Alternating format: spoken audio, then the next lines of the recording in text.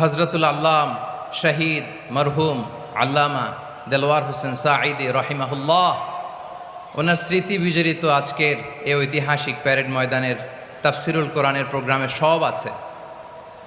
Stage আছে, শ্রোতা আছে, প্যান্ডেল আছে, মিডিয়া কাভারেজ আছে, কিন্তু আমাদের কলিজার টুকটাটা আমাদের মাঝে নাই। আজকের এই প্রোগ্রামে আলোচক হয়ে এই চেয়ারে আমি না বসে ওই শ্রোতাদের কাতারে বসে যদি আমাদের আল্লামার নুরানি চেহারার দিকে তাকিয়ে ওয়াজ শুনতে পারতাম, আমাদের হৃদয়টা ঠান্ডা হয়ে যেত,